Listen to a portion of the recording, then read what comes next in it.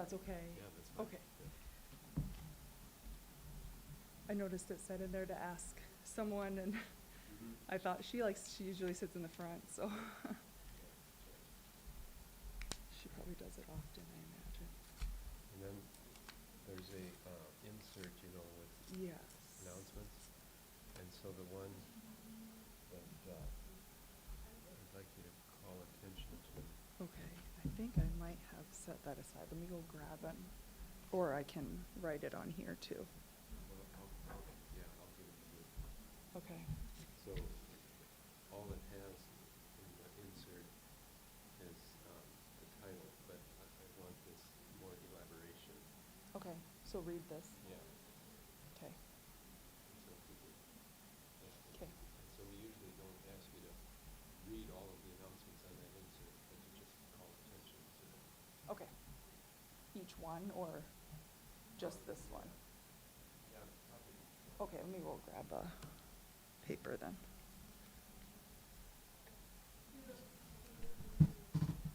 I've got one right here.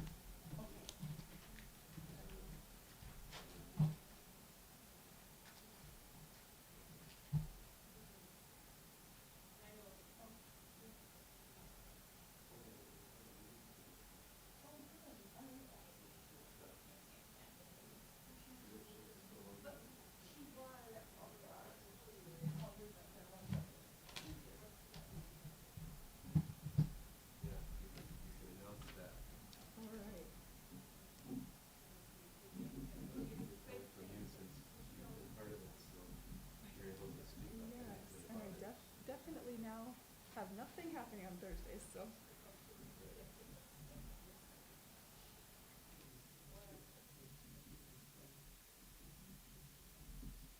Yeah, typically our back to school and any of our stuff is on Tuesdays, so. Yeah. This just happens to be on. Okay, so this is the one that Saturday. This is the one that this announcement That is the about. note is for, okay. And then she's actually repeating it on the Sunday at Touchline. Okay. Okay. Sounds good. And this one you wouldn't have to announce because I think we This don't, okay. So just these.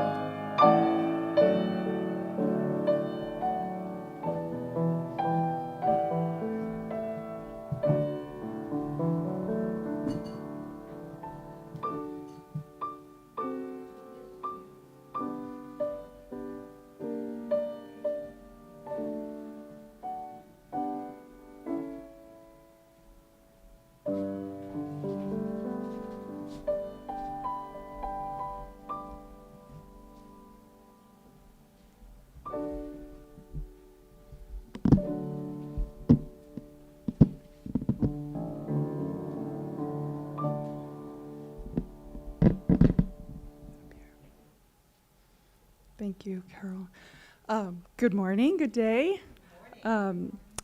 Welcome to today's service. We're grateful that you're here with us today.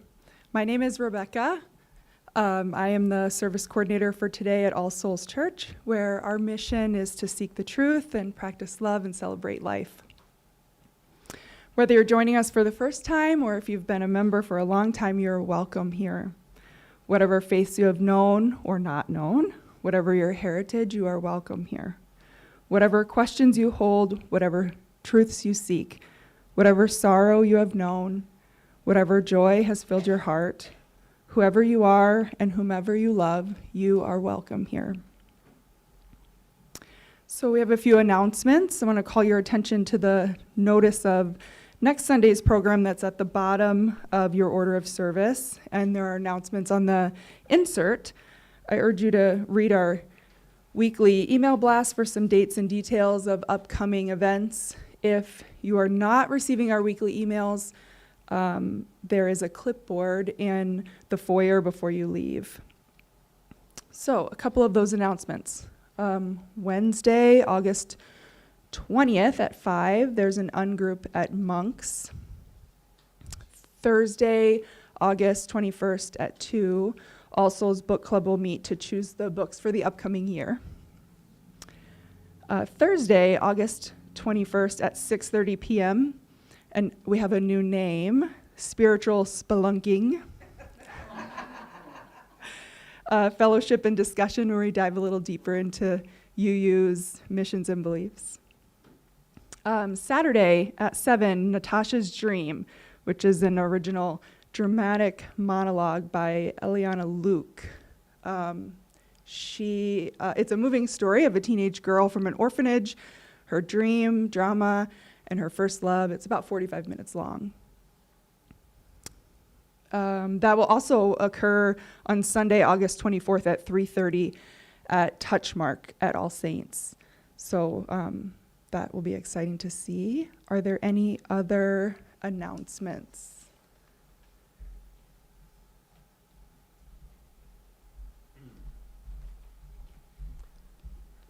First of all, we're saddened by the passing yesterday of Larry Flower, Carol's husband, and our thoughts and our hearts are with Carol and her family at this time. You'll have an opportunity to greet Carol during the fellowship time if you would like to do that. Also, on the order of the program, it's a little bit out of order. A couple of weeks ago, we had a speaker who wanted the offering before the message, and we neglected to put that back in place. So today we'll have the typical order of the offering and the words to receive the offering after the message, which is what we are used to. And then at the end of the service today, we'll have a special announcement by Liz, our president, a special message that we want all of you to hear. And it's too long for this portion of the service, so we'll have that immediately after the prelude today.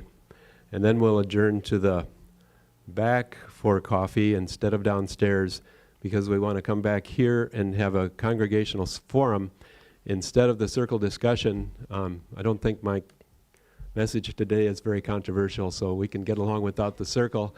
We have more important business to talk about, which is namely the question of what we do with the property next door, that way. I get turned around. So anyway, we'll have a forum here after coffee today. And so that makes the very last line on the program obsolete, because the forum that says next week is actually today. So sorry I didn't proofread this very well today, but everything else is going to go great, I know. So we'll have the prelude.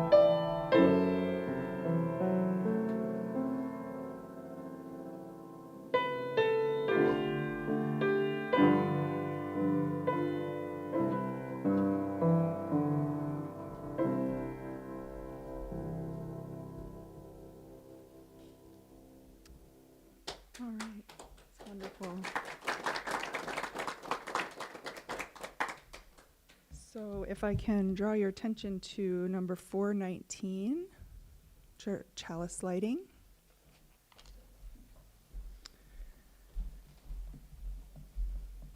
Look to this day, for it is life, the very life of life.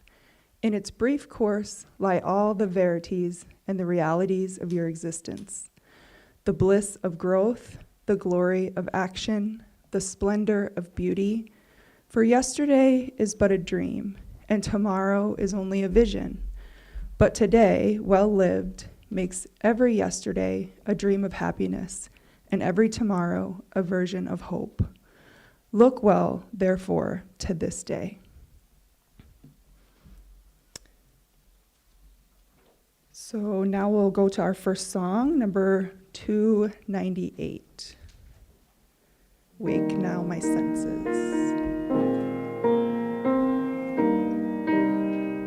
Please stand if you're able.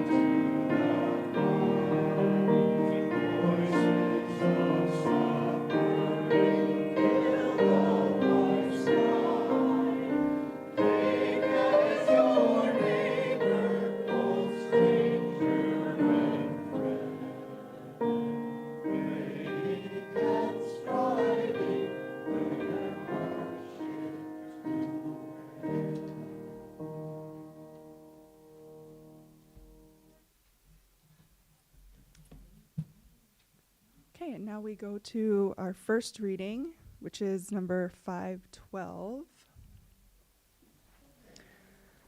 I will read the regular text, and I invite you to read the italicized text. Number 512. We give thanks this day for the expanding grandeur of creation, worlds known and unknown, galaxies beyond galaxies, filling us with awe and challenging our imaginations. We give thanks this day. For this fragile planet Earth, its times and tides, its sunsets and seasons. We give thanks this day. For the joy of human life, its wonders and surprises, its hopes and achievements. We give thanks this day. For our human community, our common past and future hope, our oneness transcending all separation, our capacity to work for peace and justice in the midst of hostility and oppression. We give thanks this day. For high hopes and noble causes, for faith without fanaticism, for understanding of views not shared. We give thanks this day. For all those who have labored and suffered for a fairer world, who have lived so that others might live in dignity and freedom. We give thanks this day. For human liberty and sacred rights, for opportunities to change and grow, to affirm and choose. We give thanks this day. We pray that we may not neglect our ears by our hopes, not by our words, but by our deeds. Wonderful. It's by O. Eugene Pickett. So now it is time for our story of all ages. I invite any children we have in our service to come up, and I will move over here to the chair to read this.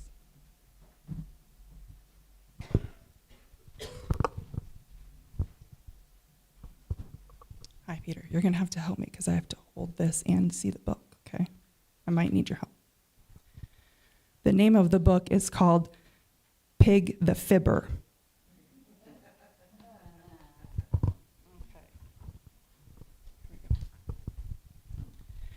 Pig was a pug, and I'm sorry to say he would often tell lies just to get his own way. And when he would fib, he was awfully clever. When Pig got in trouble, he would always blame Trevor.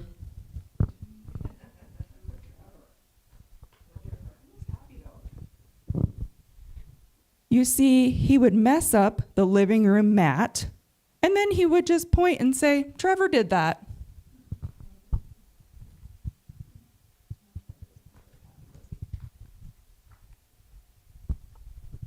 Or he'd shatter a beautiful vase full of flowers, and then he would say, Trevor's been crazy for hours.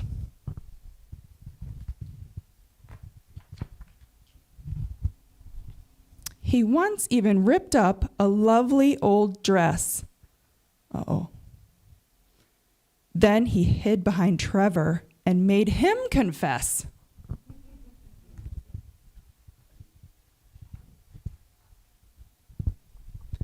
Why do you do this? Asked poor little Trevor. I thought we were friends. But Pig said, whatever.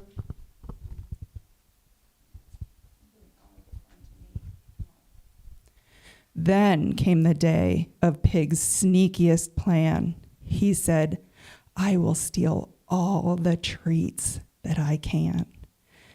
They kept them up there in the closet up high. But before I can get them, I need a good lie.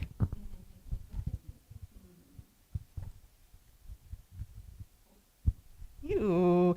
And with that, he let rip. It was stinky and grim. Then he pointed at Trevor and he said, it was him.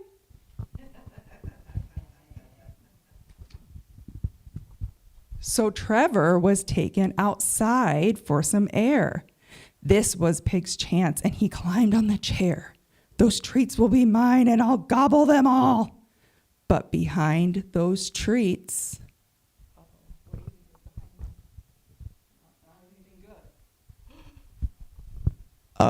it was an old bowling ball.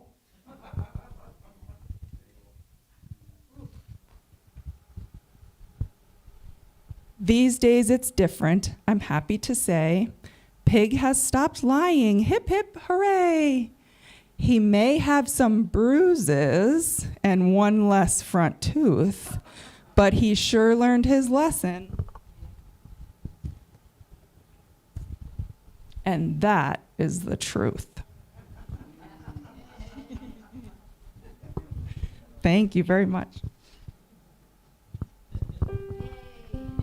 Let's sing the children out.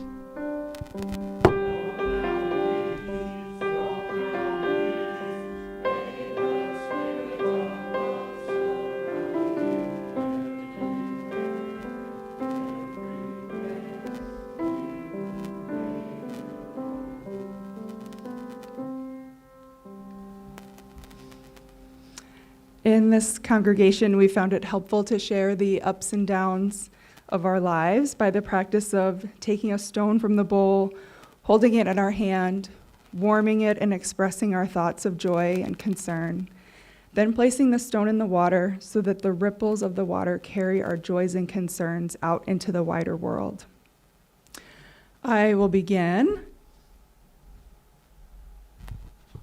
So, this is my first week being the coordinator. I was very happy and delighted that I was trusted with that. And that brings me to my joy of this congregation and finding this place. My husband and I were looking for something that where we could talk with adults with him working from home, and I'm a school teacher. It's nice to have good conversation and meet good people and be able to give back to our community. And we've found all of that and more here. And that's every one of you, I feel like we've had a good connection with. And that's such a big joy of mine every day. If anyone else has a joy or concern, I invite you to come up.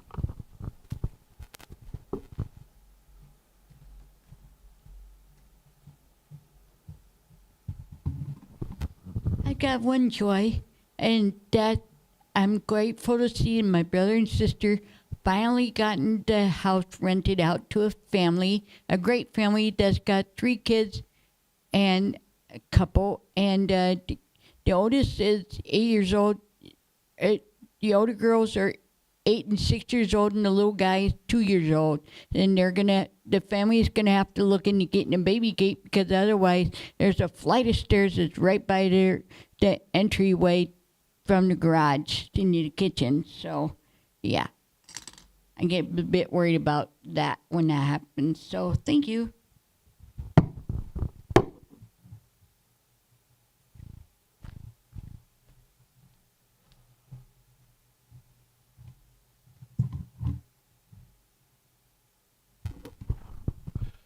Thursday, August 14th, was the 1-year anniversary of the death of my mom, Dorcas Sophie Brosh Thompson.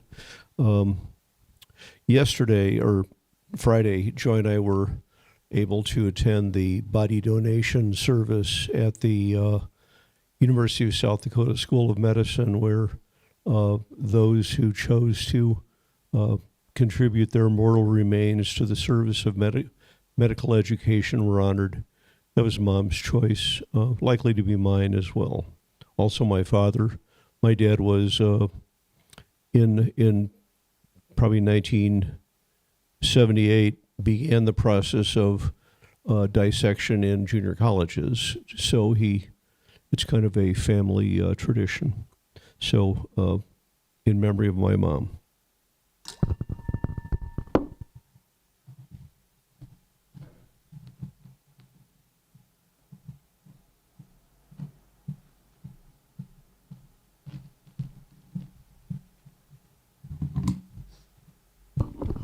Hi, I'm Barb, and this stone is concern and hugs and prayers from my sister-in-law, Kathy Williams, in Maine, who just found out she's battling stage 4 inoperable lung cancer.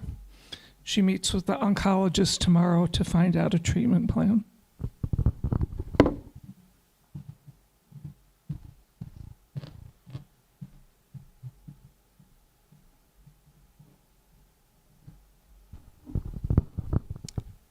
I will now put in this final stone for joys and concerns that are left unspoken.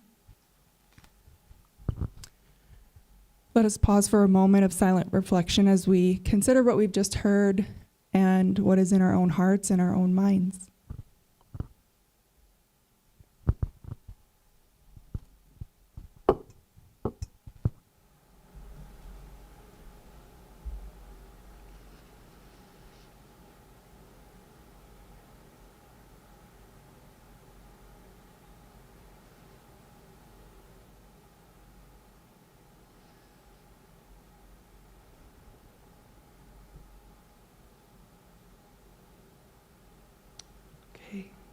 And now it's time for our second song, number 189, Light of Ages and Nations. And I invite you to stand as you're able.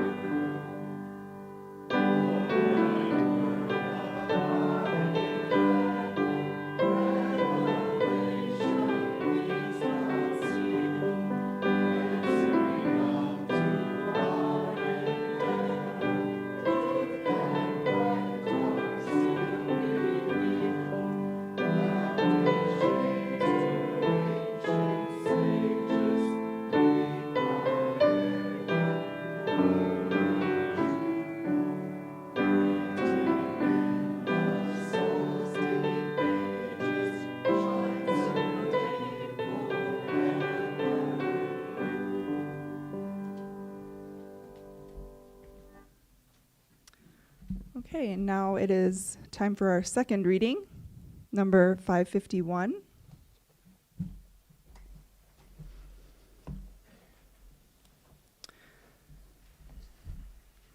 Again, I will read the regular text, and I invite you to read the italicized text.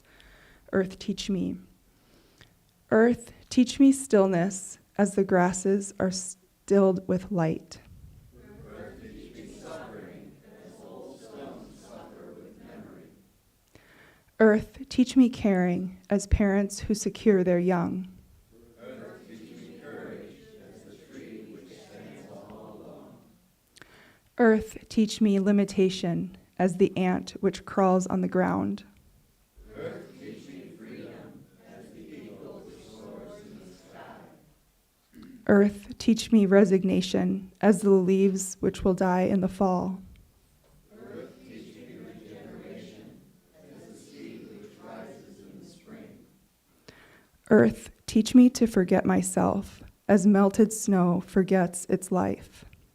Earth, teach me to remember kindness as dry fields meet with rain. And that was from the UT Indians of North America. So, like we said, the offering will come after the message, so it's a little out of order, but welcome, Allan.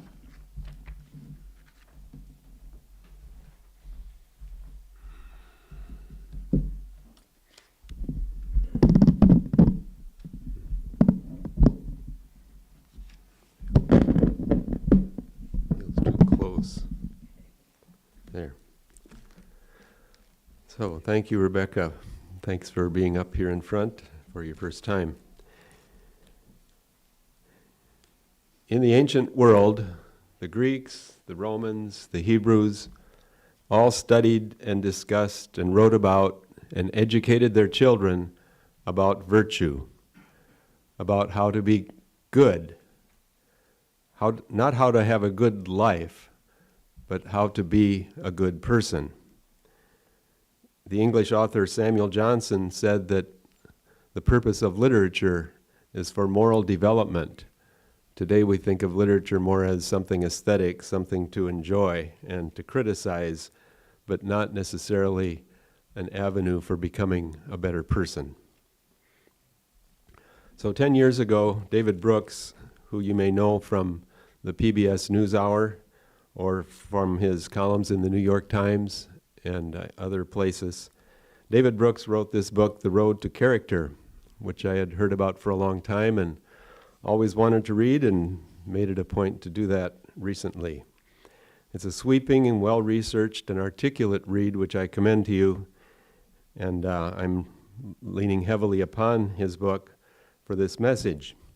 He opens with this memorable way of thinking about his thesis, the distinction between resume virtues and eulogy virtues. The resume virtues are the things that we brag about when we're trying to get a job, how hardworking we are and prompt and those things like that. The eulogy virtues are the kinds of things we hear about at funerals. Virtues like kindness and honesty and truth-telling. That children's message was perfect. Relationships that were formed, courage that was shown during life.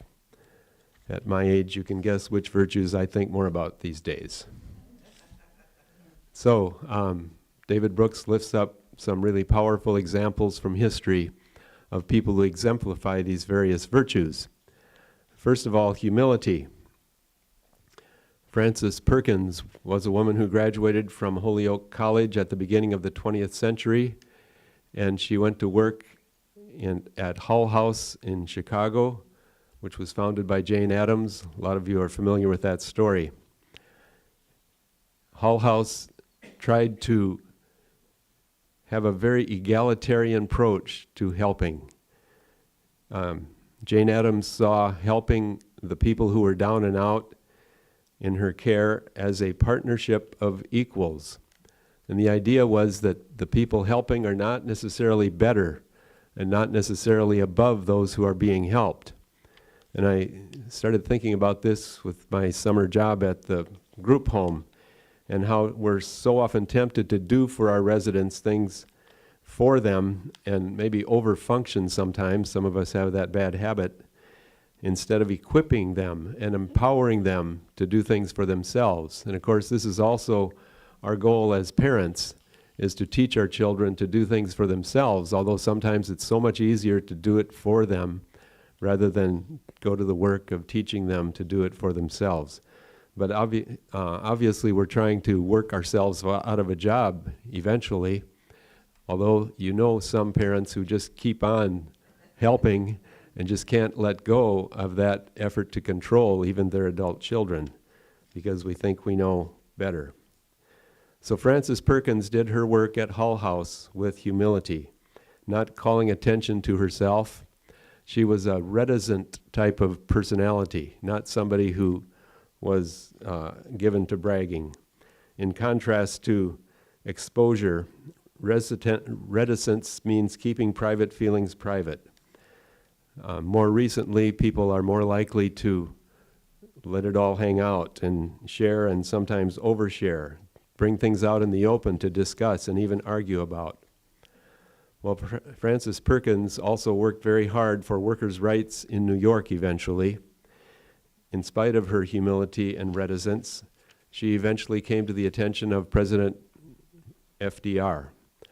And under President Roosevelt, she became his Secretary of Labor and had a huge influence on Roosevelt's policies and his actions. Her biography by Kirsten Downey is entitled The Woman Behind the New Deal. Another aspect of humility is how we deal with suffering. Dorothy Day was another well-known woman who helped many people. She worked on behalf of the poor in Chicago in a life that was much different from the Frances Perkins story. Dorothy Day suffered greatly from loneliness, depression, and self-criticism. Sometimes it seemed like she was seeking out suffering, but eventually she was able to commit her suffering or connect her suffering to a larger design, to solidarity with all human suffering.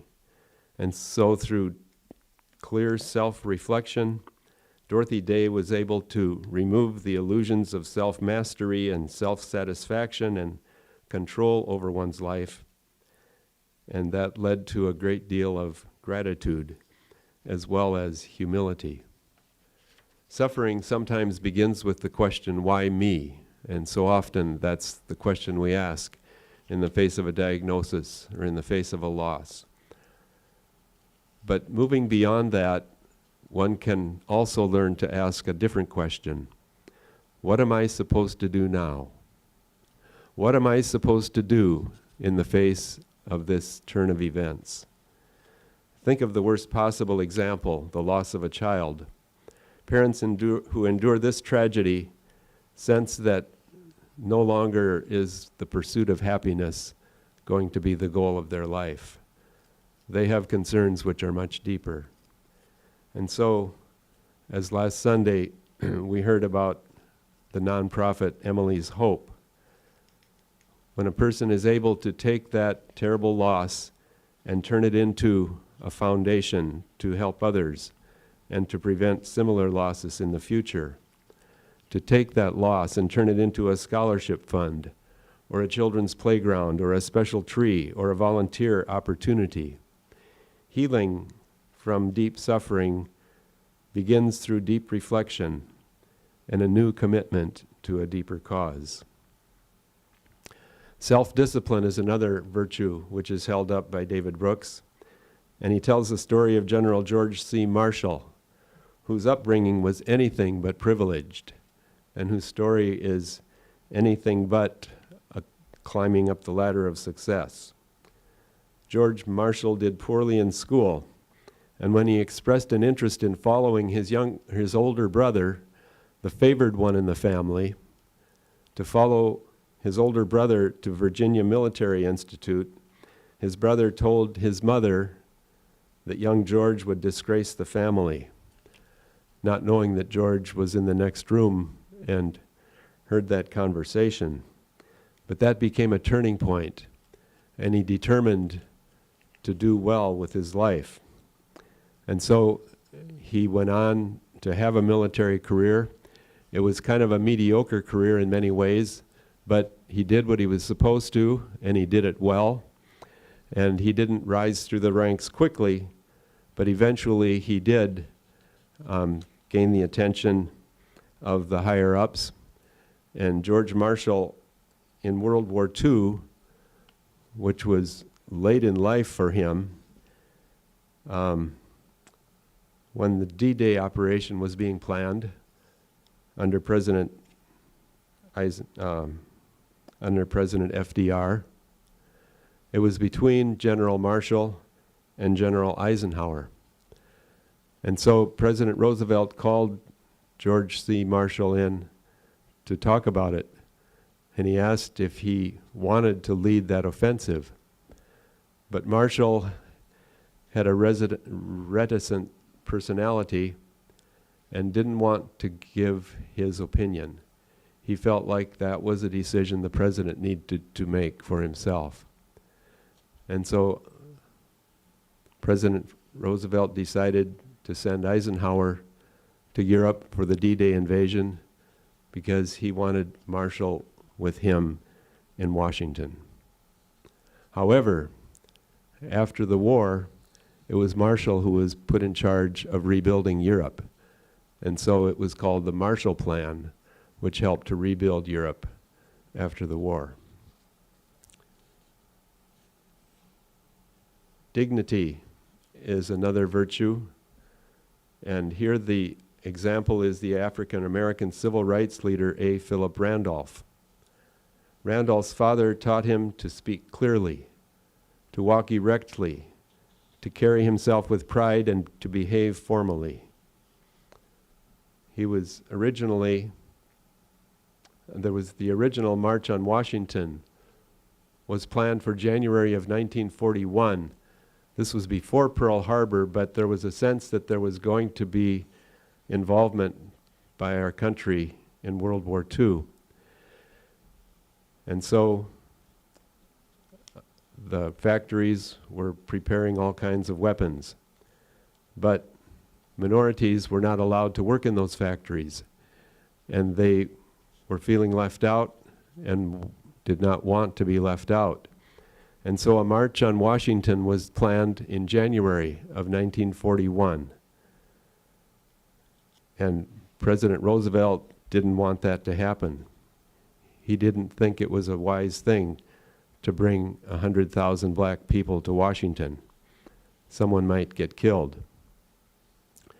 But New York City Mayor Fiorella LaGuardia took the side of Randolph against the president. And so 6 days before the march was supposed to be held, President Roosevelt signed Executive Order 8802, barring racial discrimination in the defense industry, and the blacks could go to work in the factories. The march was called off for 22 years. And then in 1963, Randolph helped to plan that march. And Randolph was the first speaker of the march where Martin Luther King gave his famous "I Have a Dream" speech. An example of courage is the author George Eliot, born as Mary Ann Evans, who wrote under the name George Eliot in order to get her works published. You could call her an archetypical UU. She grew up Catholic, but she broke with her father and the church early in life and had a very difficult breach with her family because of it. But eventually, and she had a lot of difficulties in relationships and in her self-esteem and in her efforts to write. But eventually she made a very courageous decision to adopt a non-traditional lifestyle and a non-traditional marriage to George Lewes, which turned out to be the most fortuitous thing for her future. He was a fellow writer who had the good sense to recognize her genius as a writer and to do all he could to encourage her. And so her greatest work, Middlemarch, was thanks in part to that relationship, that non-traditional marriage she had to George Lewes in a very traditional society, and a great act of courage. Brooks writes about the agency moment, the time when people claim their truth and claim their journey and claim their life and decide to make their own decisions. He says that this agency moment can happen at various times in life. Sometimes it's early, sometimes it's very late. Sometimes you see the lack of agency among the disadvantaged. Their lives can be so blown about by economic disruption and so many things they cannot control that they lose faith in the idea that there can be any kind of predictable output. You can offer programs to improve their lives, but they may not take full advantage of them because they don't have confidence that they can control their own destiny. On the other hand, among the privileged, especially the privileged young, again I'm quoting David Brooks, you see people who have been raised to be approving-seeking machines. They may be active, busy, and sleepless, but inside they often feel passive and not in control. Their lives are directed by other people's expectations, external criteria, and definitions of success that don't actually fit them. How many people do you know who went into a particular profession in order to please their parents, only to be frustrated and not very successful, and perhaps eventually choosing their own path, or perhaps staying miserable throughout their career? Agency is not automatic, writes Brooks. It has to be given birth to with pushing and effort. It's not just confidence, it's having the inner criteria to guide your actions. The agency moment can happen at any age, or it may never happen.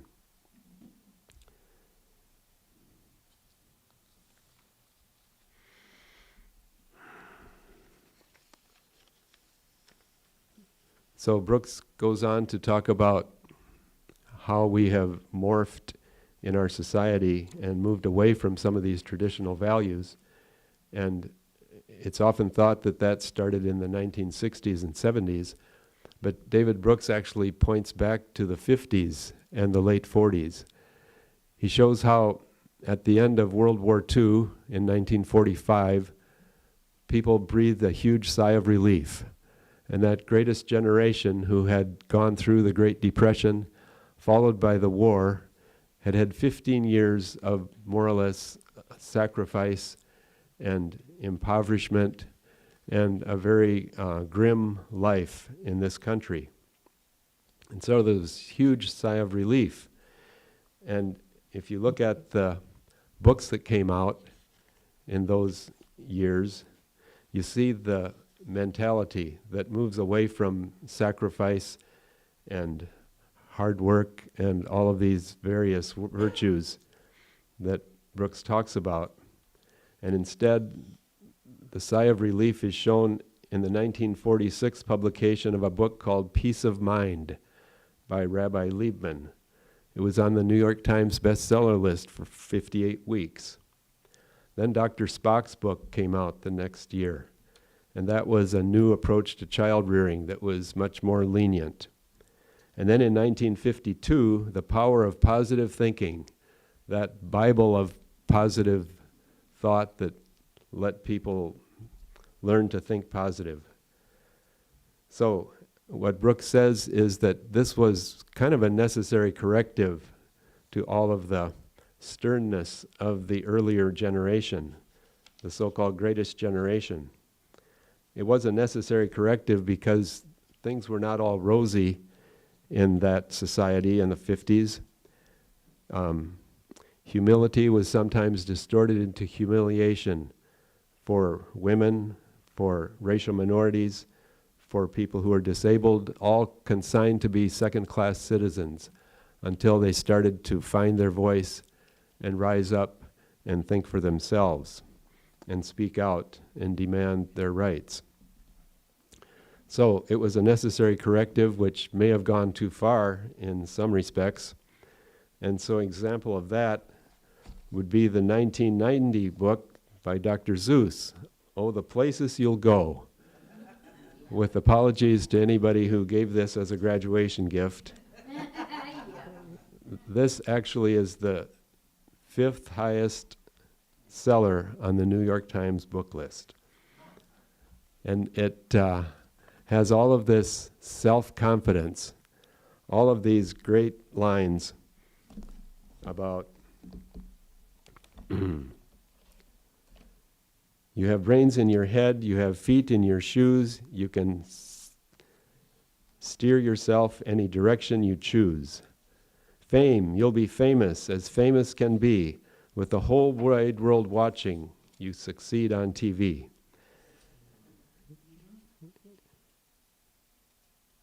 And will you succeed? Yes, you will indeed. 98.75% guaranteed.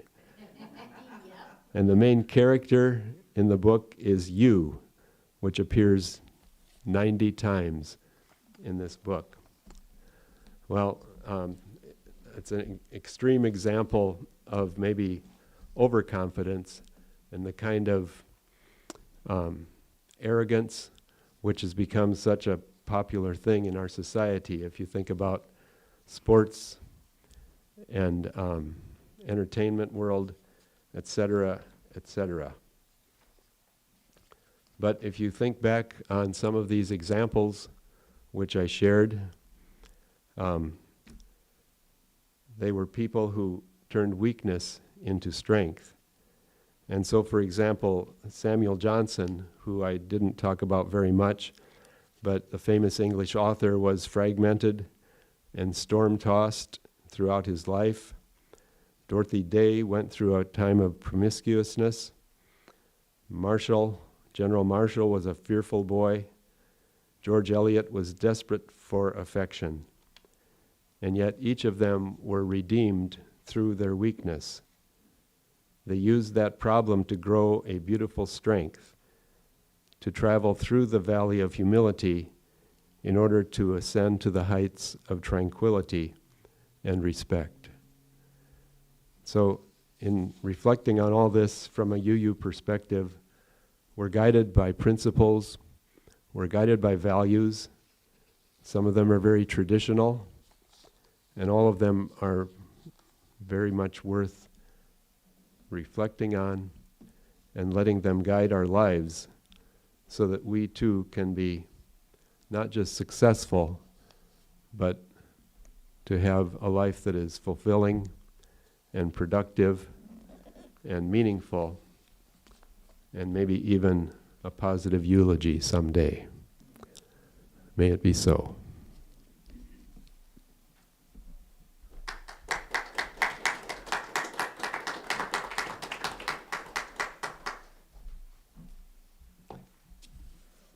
Okay, now we will do the offering.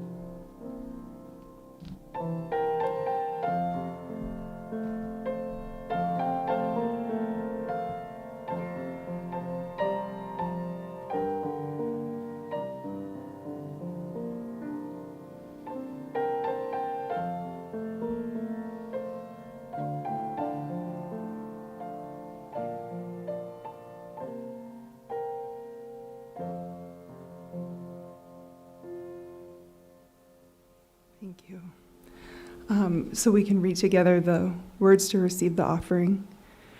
We give these gifts freely. We receive these gifts gratefully.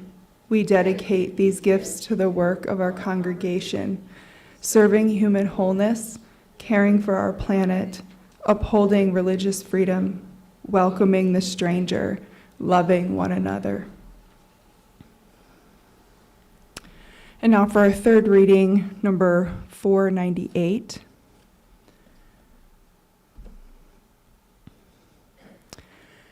In the quietness of this place, surrounded by the all-pervading presence of the holy, my heart whispers, keep fresh before me the moments of my high resolve, that in good times or in tempests, I may not forget that to which my life is committed.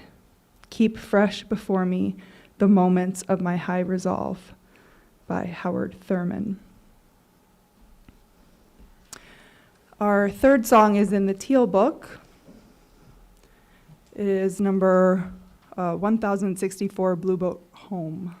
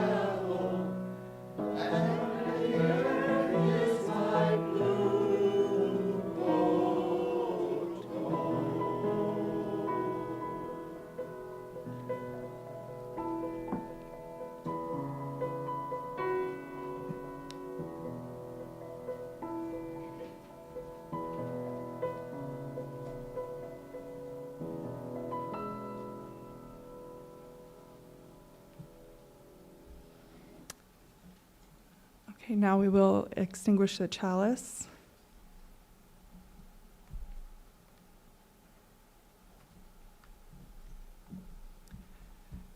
The chalice is extinguished, but the light goes out into the world. After our postlude, then we will have fellowship in the back here instead of downstairs in Eliza's kitchen, so we hope to join you then.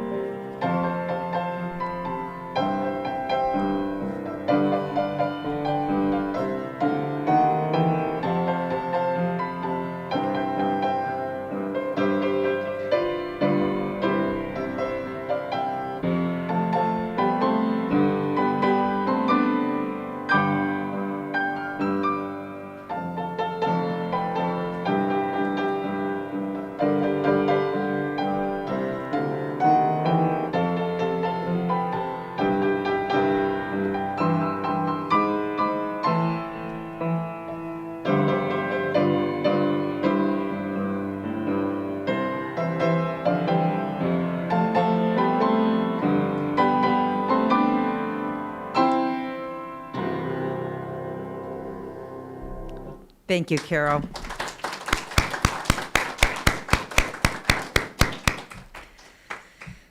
Oh, good morning. So when I was asked to be the president of All Souls, my honest response was, well, really, I don't know.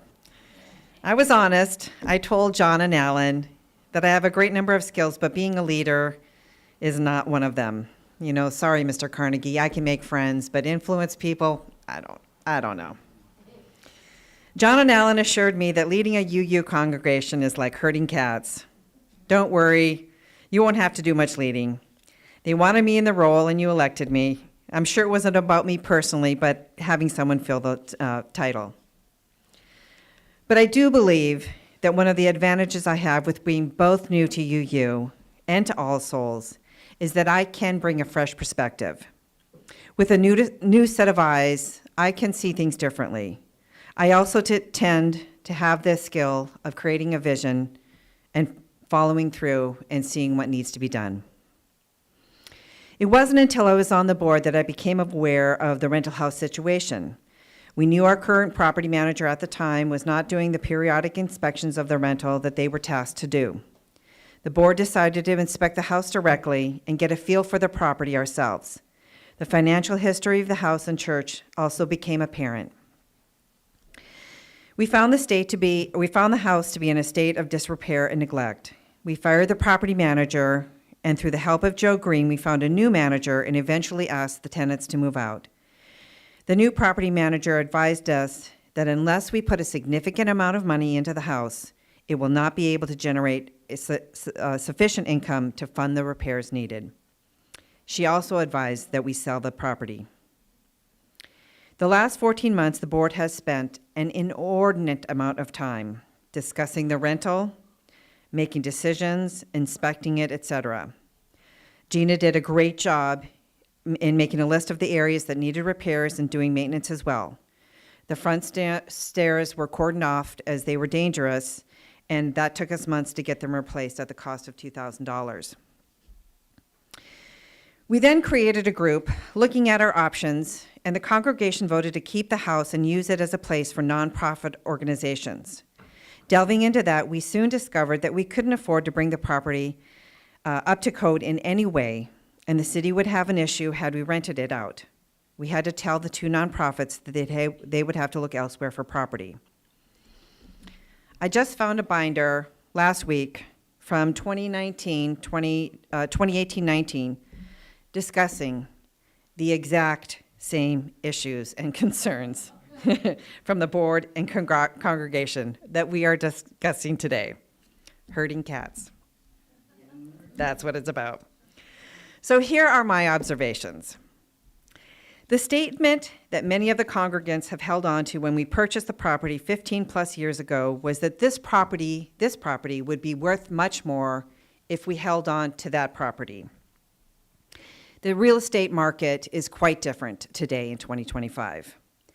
The church property itself, along with the parking lot, is worth close to $1 million. So the congregation that decided to purchase this property made a very smart financial decision 15 years ago. The church itself is very much showing its age. The downstairs education rooms, Eliza's kitchen, the bathrooms, infant room, and meditation area are getting a bit run down. We have found an amazing solution for the house that is in line with our principles and with a like-minded congregation. And from that sale, we would receive $160,000 directly to us. We won't have to pay to subdivide the property. We won't have real estate agent fees. So this is about moving the church and congregation forward, making us viable and dynamic for another 100 years. The board unanimously has agreed the best course of action is to sell the house to Habitat for Humanity, guaranteeing that the house will be rejuvenated from top to bottom, inside and out, with the new owners vetted, and that Habitat for Humanity will have the right to first purchase the house back if the owners decide to sell for the next 20 years. We will be guaranteed good neighbors, and that the house will go on to provide shelter and security for a deserving family. I believe we had to go through the verse vote to get to this decision. We, in turn, can focus our energy and funds on creating a more welcoming space and focusing on our spiritual and intellectual lives here in this congregation. We have spent too much time, money, and effort on maintaining the rental property in its current state. It only holds us back. We will be holding a new vote on September 7th, and with all my heart, I hope you make the vote to move this congregation forward. So that's all I have to say, and please enjoy coffee, and we can discuss more of this after coffee.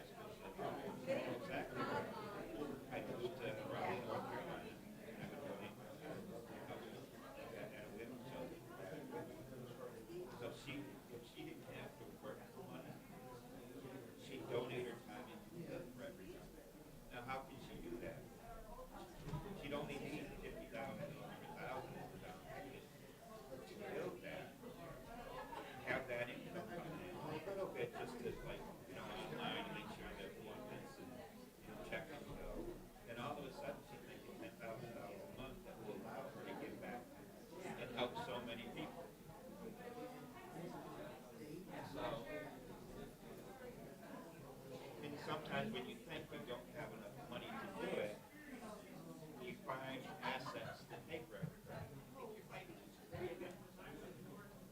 And so they always say, if you want to buy like a car, don't go off and buy a car, buy an asset that will pay for the car. So even after the car is paid, you can always go off and buy another car because you still have that asset bringing money in. And so as people that are in the real estate business know, you never get rid of that.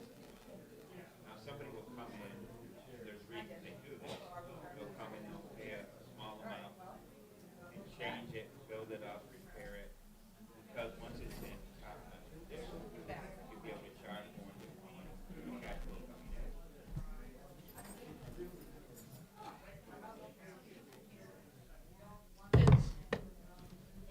What, dear?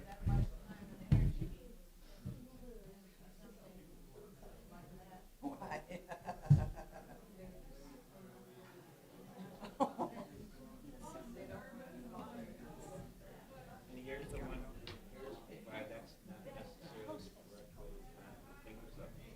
My friend that would like to donate time, if she's working, have her attention on all this stuff, she'll never get to that point where she can help all those people. But if she's doing, and she doesn't want to do that, but that's what she's doing every day. Most people are doing something they don't want to do all their life. But if you do something you might be a little uncomfortable with once, and do it right, now all of a sudden, you read your time, you read that money, so you can actually do so much more good and get to that point where everybody here wants to be. Being able to get the counsel. Sometimes it takes sacrifice of doing something you're not comfortable with.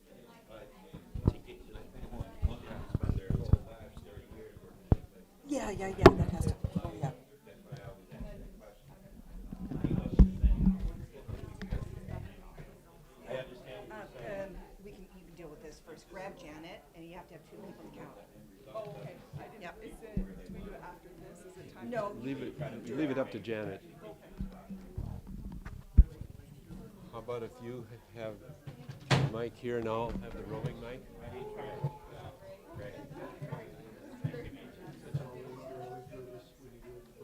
I tell my mom all the time, people don't have to believe me.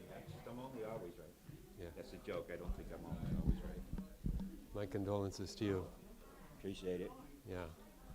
We're going to start this meeting, but if you want to hang around in back, there might be people that want to talk to you still.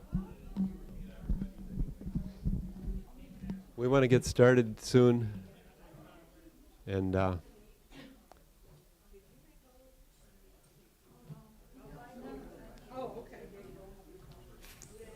thanks to everybody who's staying for this important discussion.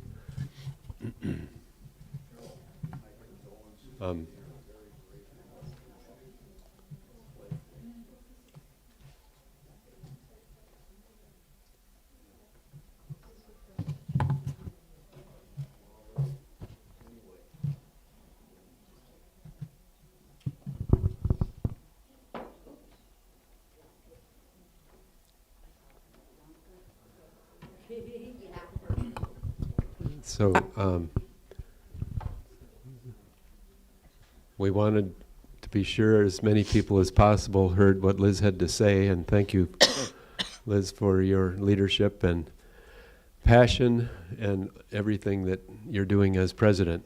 None of us knew that what you were walking into a couple years ago, as you alluded to. So I'll have the roving mic. It's important that everybody be able to hear. So we'd ask that you just get my attention and share what's on your mind. before that, I would like to make a shout out to Sherry and Eric for all of these great treats and food that you have been provided. We are so spoiled now. I don't know how we'll ever go back to cookies, but thank you, Sherry and Eric. Thank you so much. I wanted to say that. So, questions?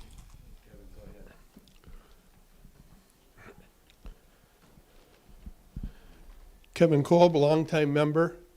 Question for all of you. Who, when you were looking for a church and a church to join, were thinking about, I need to spend time working on a rental property and Yeah. dealing with issues of the rental property? Anybody?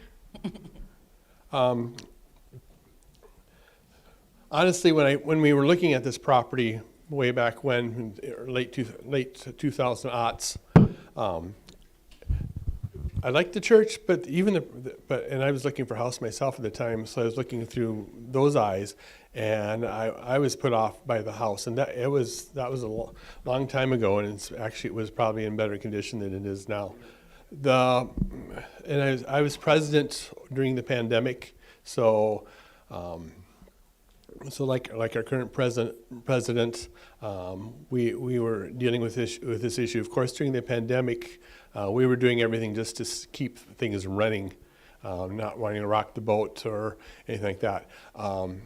As president, yes, I spent too much time dealing with property, and even as a volunteer, I've spent many times taking care of weeds in the backyard, picking up branches, moving snow, all this sort of thing. And as president, I spent a lot of time on the phone with the property manager that we had then. And that's probably a couple of iterations since recent history. For me, you can talk about the real estate advantages and the financial advantages and stuff. It sounds great, but when you also consider the human, the people time to put into this, to manage to deal with a rental house, that math doesn't work out. I've been embarrassed a number of times that that is part of our congregation, and we've had people living there, and some of them have shared their experiences with us. And yes, we can do other things with the property, but it all comes down to do we have time to do more gardening? We have a garden that needs taking care of right now. Yes, we can make it into more parking lot, but that takes way more money than we expect to take too. So I've long been a proponent of not having a rental property. We've tried all sorts of things. It has been a home for our minister. It has been used as a secondary meeting place for our church. It has been used as a nonprofit. We have changed property managers over and over again. We've tried different things, and it's sat empty quite a bit as well. So yes, I just want to say we need to move forward. Thank you.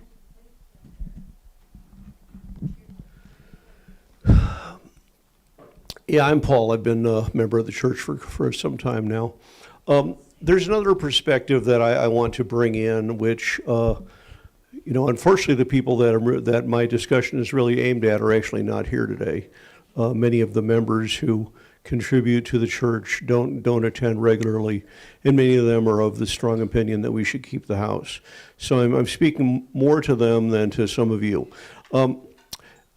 We have capital needs. We have things that need to be done.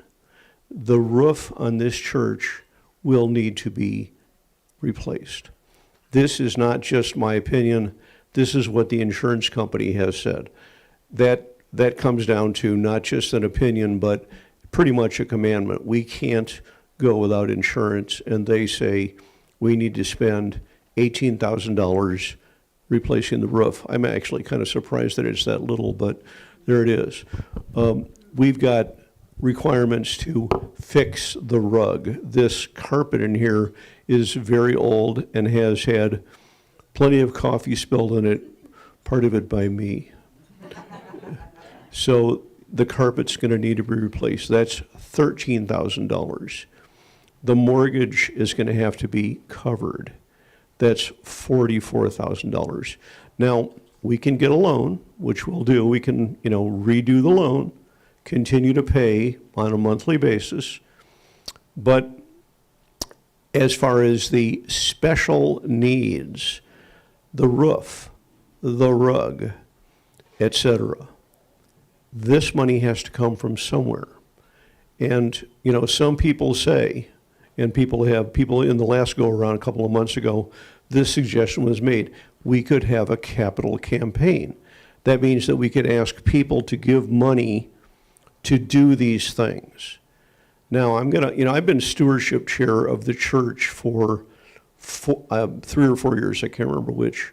And so I know exactly what you get when you run a campaign like that. You get 30 people giving a modest amount, 2 to 3 people giving a lot, and 1 or 2 people giving a huge amount. Now, I will tell you this, without naming names, some of you probably know who they are. Whoever is I'm talking to, you know who you are, but I'm not going to name names. Those people have told me they will not contribute to a capital campaign.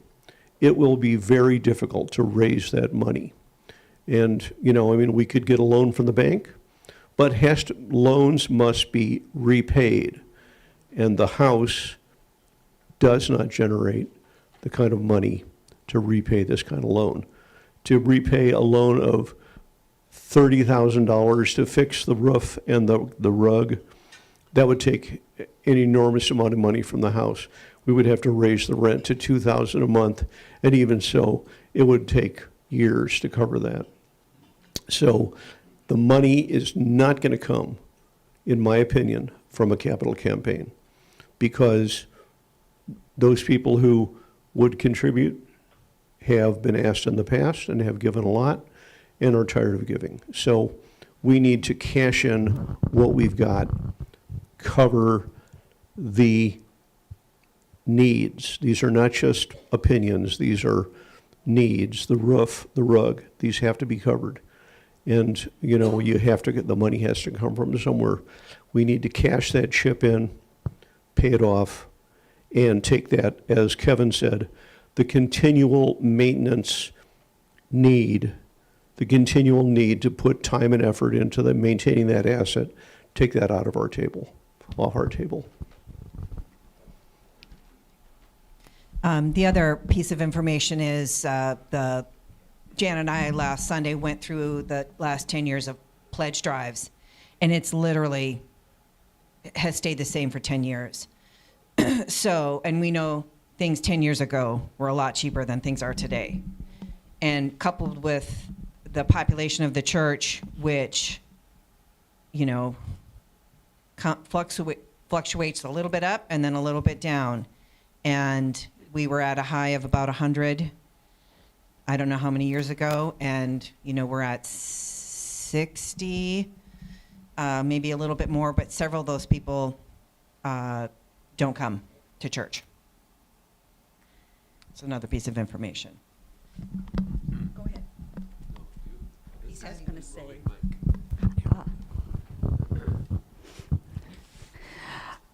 I think public forums are a great way to get everybody's opinion out there and to get their concerns and their questions answered, because most of us have not been intimately involved with our parsonage over there. Some of us have been extremely intimately involved, me included, Kevin, Paul, Joy, others.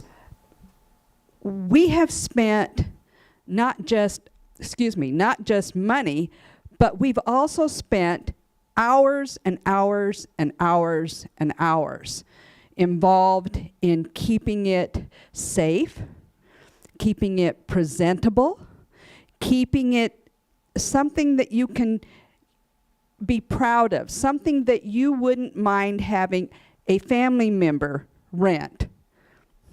It hasn't been that for several years, even though, as has been mentioned, all the things that we have done with it.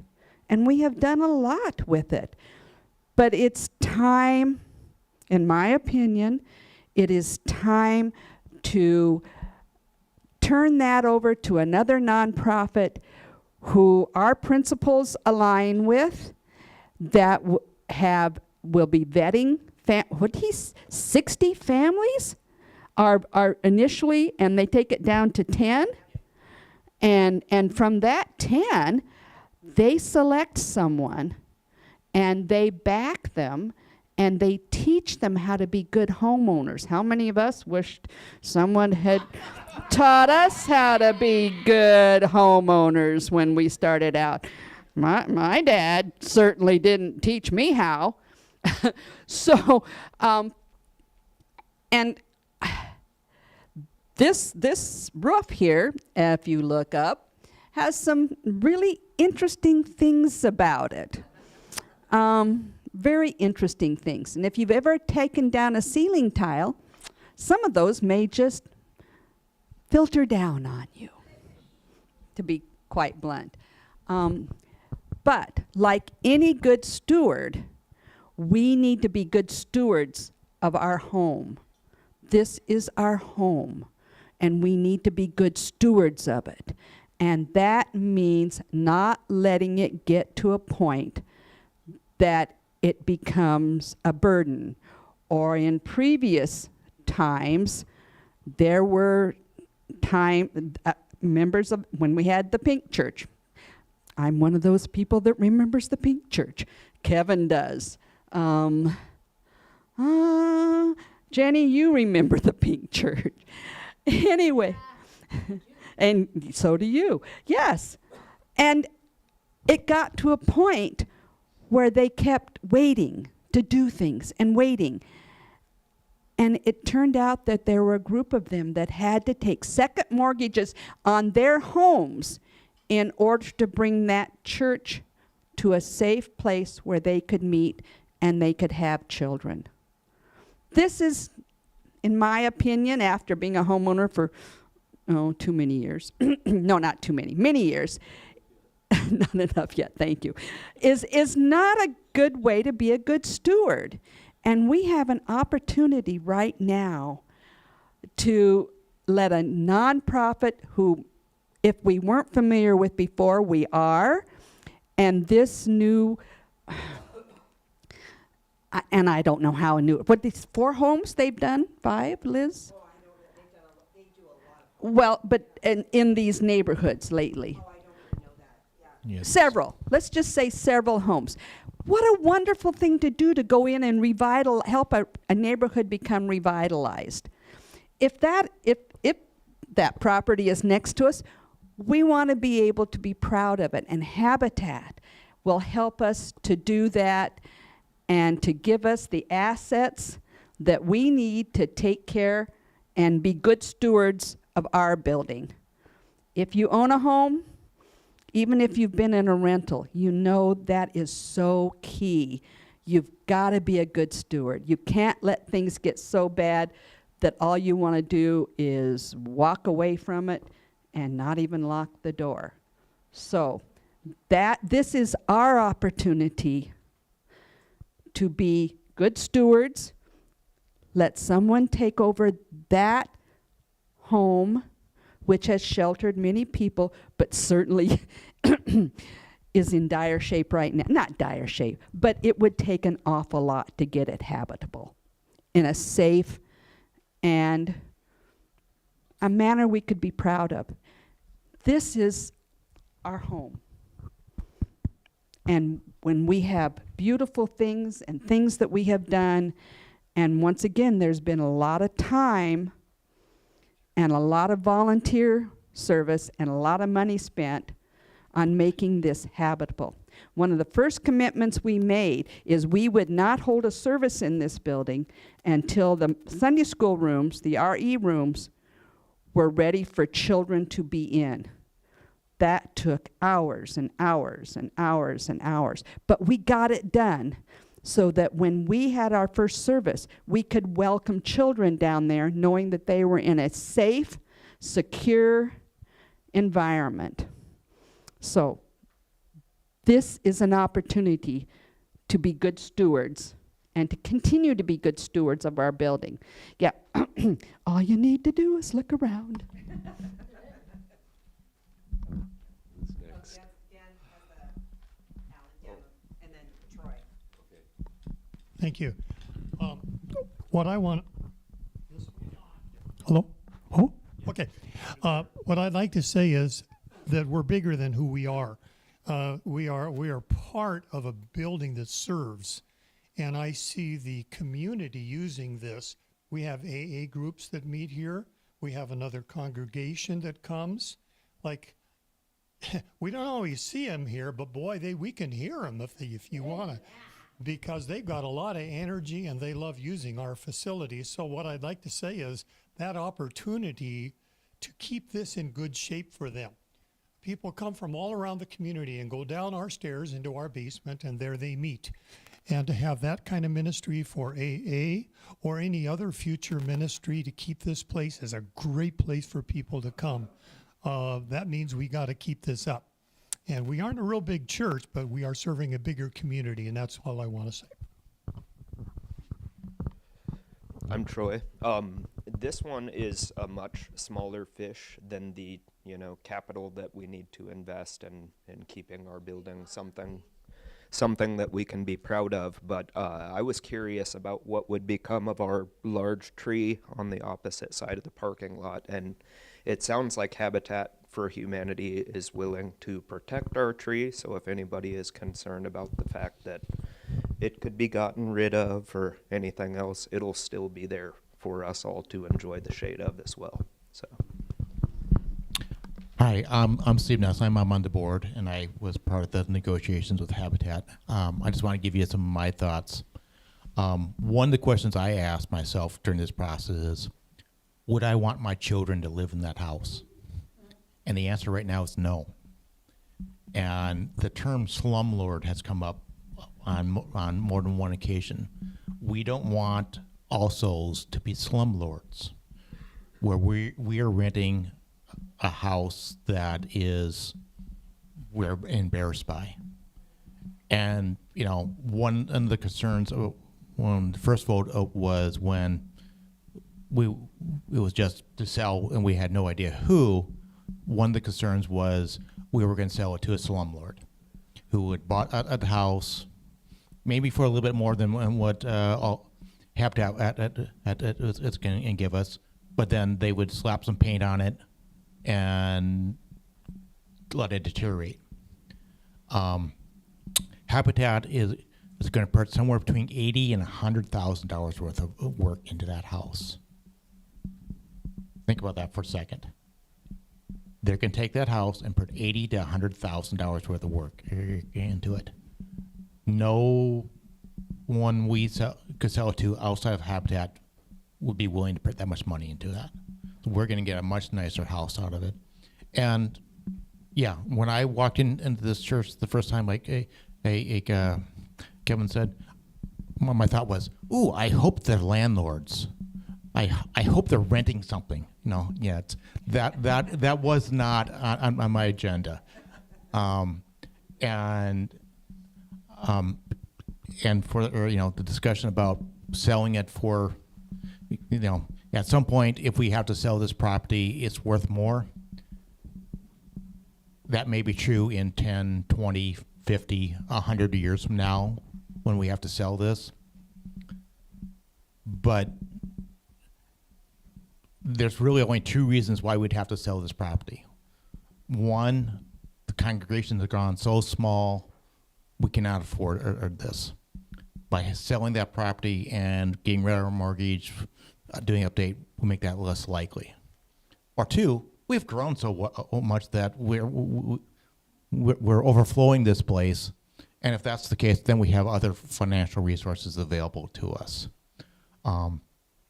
And I also wanted to address quickly, I know there's been talk about turning that into a parking lot.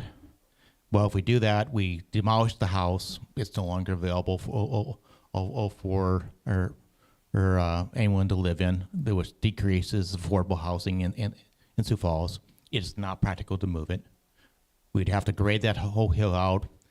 We're talking tens of thousands of dollars to do this, probably close to 100,000. And we only gain a fairly limited number of parking spaces. 11, yeah. Yeah, so 11 parking spaces is what we would gain if we would do that.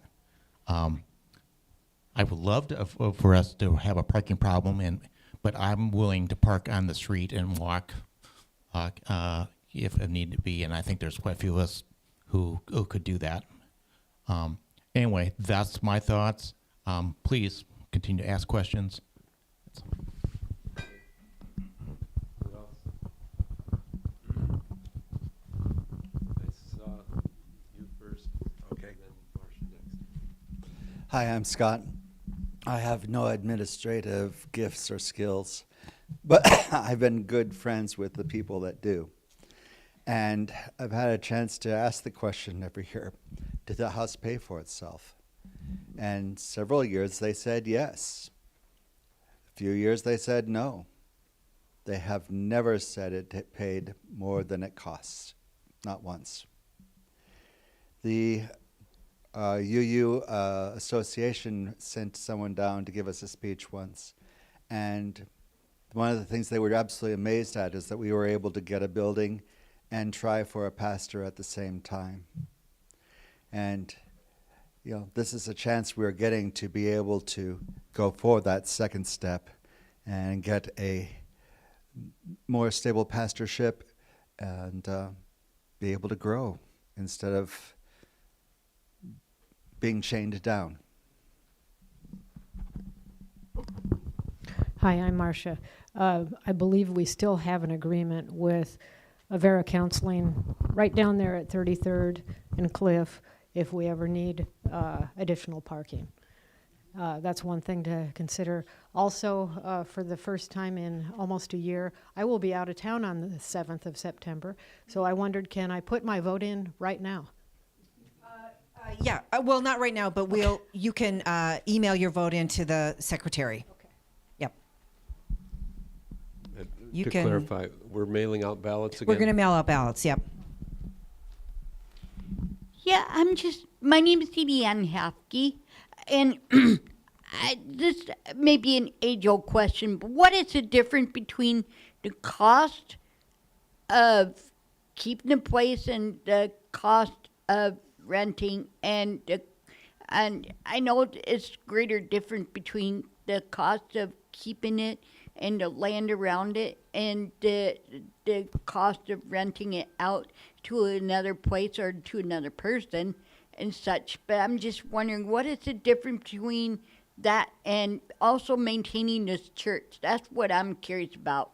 And this may be too big of a question, but it's just something I'm always curious about. Thank you. We've addressed that in some ways. I mean, the house does not pay for itself. I mean, if you wanted to take all the time and effort that people have put into that, we would be negative.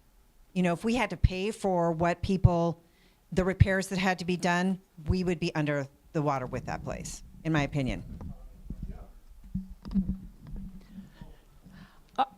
I guess my question comes down to us as people and the fact that this church operates almost entirely on volunteers doing all kinds of work around here. A lot of us are, I include myself in that, physically more challenged when it comes to doing outdoor work or even cleaning anymore, any of that. And my question to myself would be, if I have some time or want to donate some time to the church as a volunteer, do I want to do it over there or do I want to do it here? Mm-hmm. Who else?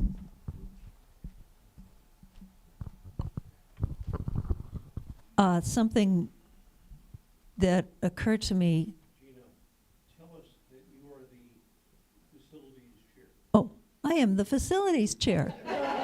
Yeah. And I like that. I'm doing good at seeing things, taking photos, and kind of maybe illuminating things. Yeah, I enjoy being facilities chair.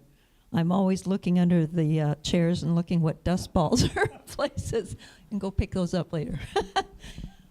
But a question for the board on this vote.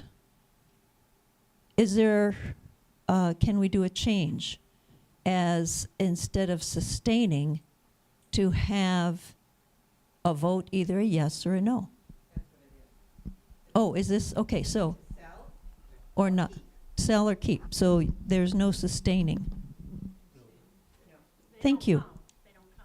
They won't count towards the, okay, well, we'll count yeses or nos. Yeah, abstains we won't put those in the pile. You got to vote, yes or no? With the vote, will there be like, since a lot of the people that want to keep that house are not here, Yeah. will there be like a letter explaining that this will go to Habitat for Yeah. Humanity? Yeah. Because I think it's just a win-win because they will fix it up. Yeah. And it's become a money pit, and we need to focus on this and our spiritual and not becoming, as Scott said, slumlords. Just for information, we are streaming this particular meeting, and if people have interest in the discussion, they can get into the stream and look at that. And if they have questions about what is being proposed, that will be a good source for them to go to. And I want to congratulate or honor the people who'd said, yeah, go ahead and stream it, because it is, in fact, a resource that we have. Yep. Yep. Anybody? And the fact that what Habitat has advised is that after the house will be redone, if we vote so, it'll be worth around $266,000. That'll raise our value. I mean, it'll raise everybody's value in this neighborhood. So, and it'll increase taxes to the city as well. So, I was going to mention about the vote. We do need 80%, and that has to be 80% says yes. So an abstain vote is basically saying no. So just keep that in mind, and that by the bylaws, we need 80%. And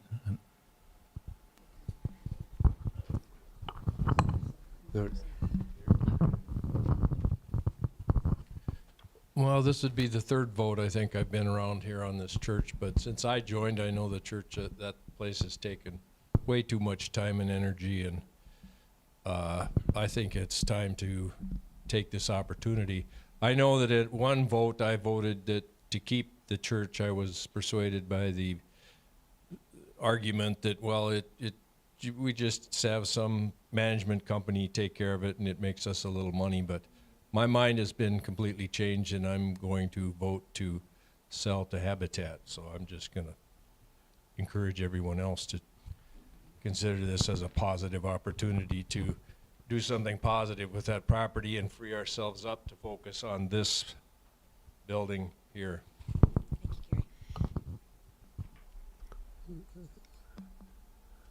I don't want to muddy the waters by giving a strong opinion either way, because I'd need to be minister for everybody, including those who may feel differently. So I'm just trying to think ahead of after September 7th or whenever we get all the votes. We have to have 2/3 of our members actually vote, and 80% of those need to be yes. So the last time we had to wait a few days because some votes still came in by mail. But anyway, sometime after September 7th, we'll have one of two situations. One possibility is that we're continuing to own the house, and then we'll have to announce a capital campaign drive to re-roof the house. Or the other possibility is we will have a vote to sell, and we'll have a group of people that will need to determine how we allocate $160,000. And of course, we have needs on the building. We've talked about that. We may want to invest part of it for the future. This hasn't been talked about, but that if it were an asset that was making money, theoretically, we should be able to invest some of that $160,000 in a way that brings us a little income, whether it's through the endowment fund or or whatever, lettered CDs or whatever, the Finance Committee will have a pleasant and important job of figuring out how best we allocate those resources. So that's all I have. So thank you all for, unless there's any other questions, thank you all very much for your time and your consideration and your presence here and taking in all this information and hopefully coming up with, you know, the decision you want to make. And you know how the board feels, you know how a lot of people feel, so, but it's your decision to make. So thank you.